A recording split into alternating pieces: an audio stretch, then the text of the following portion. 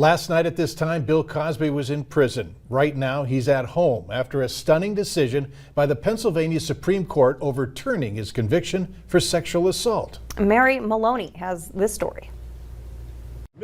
Bill Cosby is a free man.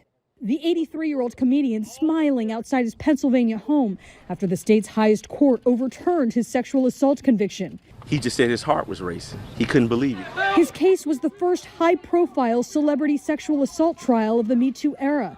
Dozens of women came forward alleging Cosby assaulted them decades earlier. For years and years and decades, he preyed upon young women. The man known as America's Dad, convicted in 2018. He had served 3 years of a 10-year maximum sentence in prison when he was released Wednesday. He is a notorious rapist, and he just got away with it. At the core of the Pennsylvania State Supreme Court ruling is a deal former Montgomery County District Attorney Bruce Castor made with Cosby in 2005. Castor promised he would not criminally prosecute Cosby for the rape of Andrea Constand if Cosby sat for a deposition in a civil case. That deposition, where Cosby admitted to drugging women before sexual encounters, was ultimately used against Cosby by another prosecutor in a criminal trial more than a decade later.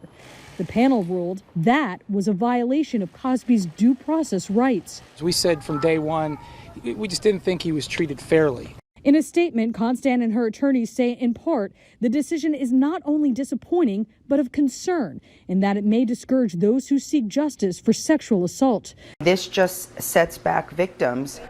I'm Mary Maloney reporting.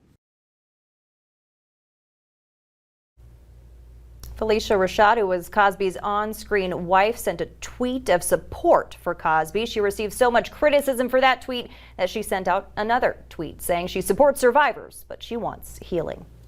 Former Department of Defense Secretary Donald Rumsfeld has died at the age of 88. The Chicago native made history by becoming the youngest defense secretary under President Gerald Ford. In 2001, Rumsfeld held that role again during the George W. Bush administration. The Fargo-Moorhead Redhawks are in second place, and their offense is a good reason why. We hear from the hitting coach next in sports.